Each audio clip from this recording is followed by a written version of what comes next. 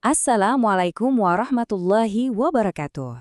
Bismillahirrahmanirrahim. Alhamdulillahirrabbilalamin. Wassalatu wassalam ala asyrafil anbiya'i wal mursalin wa ala alihi wassahbihi ajma'in. Halo semuanya, selamat datang rekan-rekan mahasiswa dan para pembelajar sekalian di sesi perkuliahan kita hari ini. Hari ini kita akan mengeksplorasi sebuah pertanyaan yang sangat fundamental.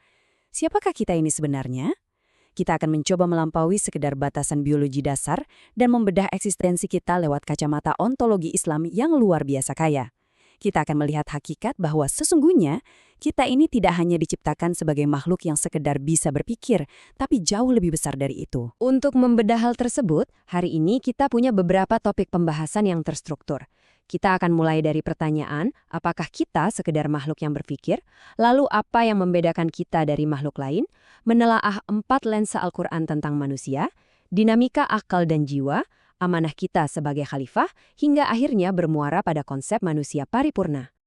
Oke, mari kita langsung masuk ke bagian pertama. Benarkah kita ini cuma makhluk yang berpikir?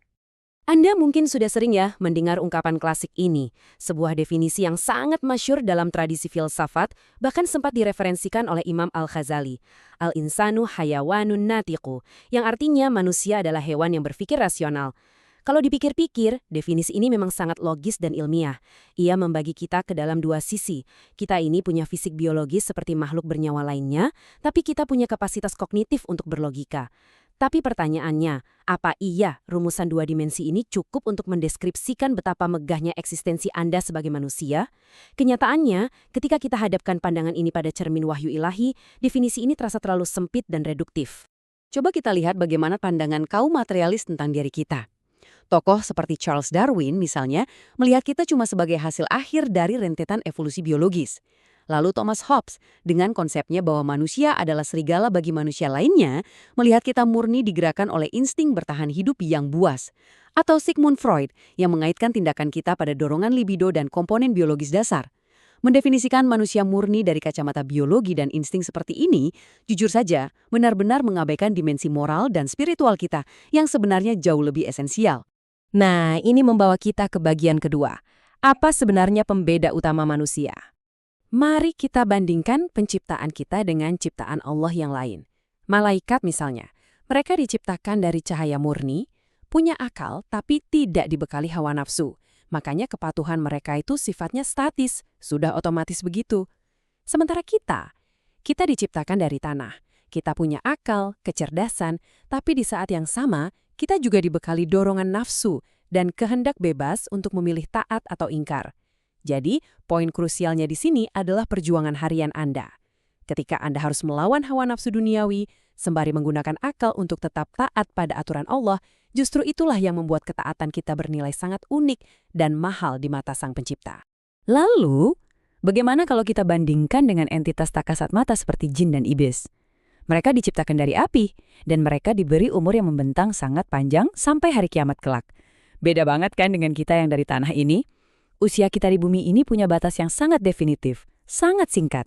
Nah, keterbatasan waktu atau kefanaan inilah yang sebenarnya menjadi gelanggang ujian pamungkas bagi akal kita. Waktu kita sangat terbatas, jadi sama sekali tidak ada ruang untuk menyanyiakan kecerdasan yang sudah dianugerahkan kepada kita. Sekarang kita masuk ke bagian ketiga. Mari kita bedah struktur manusia melalui 4 lensa utama dalam Al-Quran. Lensa pertama yang Al-Quran gunakan adalah Bashar. Istilah ini secara jujur mengakui realitas fisik biologis tubuh kita yang terbuat dari unsur tanah.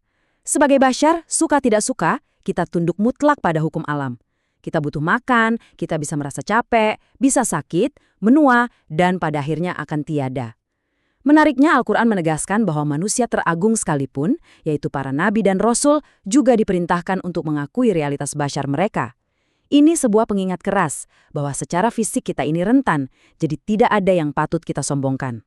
Bergerak ke lensa kedua, kita dinaikkan derajatnya menjadi insan. Di ranah insan inilah Tuhan meniupkan kapasitas intelektual dan akal budi yang membuat kita mampu menyerap berbagai ilmu pengetahuan. Tapi ingat, insan juga merupakan medan pertempuran psikologis di dalam diri kita sendiri. Ya, kita punya kerinduan spiritual yang sangat dalam, tapi di saat bersamaan kita juga sangat fluktuatif secara emosi.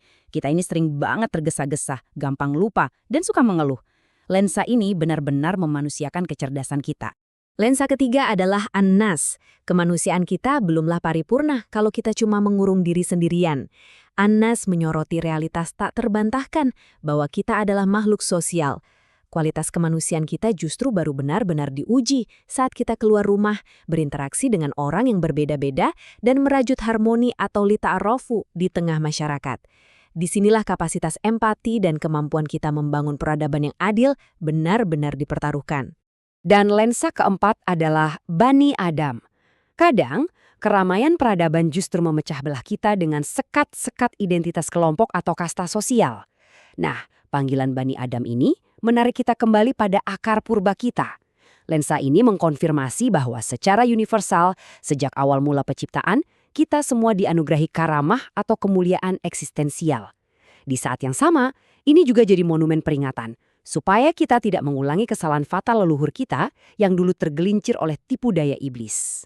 Memasuki bagian keempat, akal, hati, dan jiwa. Mari kita lihat mesin penggerak di dalam diri kita. Kalau kita telisik, kesadaran manusia itu bukan cuma satu komponen tunggal, tapi sebuah orkestrasi indah dari 5 dimensi esensial. Dan tolong perhatikan baik-baik bagian ini. Akal dalam kacamata Islam itu bukan sekedar mesin penghitung matematis atau alat rasionalisasi. Akal itu berfungsi sebagai filter utama untuk menangkap kebenaran sejati. Tapi filter akal ini tidak akan bekerja sempurna tanpa bimbingan dari qalb atau hati nurani yang bersih. Coba bayangkan, kecerdasan intelektual setinggi apapun, kalau digabung dengan hati yang mati, ujung-ujungnya cuma akan melahirkan kesombongan dan kerusakan, bukan kebijaksanaan. Dari interaksi antara akal dan hati itulah muncul dinamika jiwa yang kita kenal sebagai tahapan nafs. Ilmu psikologi dan neuroscience modern memang luar biasa membantu kita memetakan cara kerja otak. Tapi dalam Islam, sains itu sarana.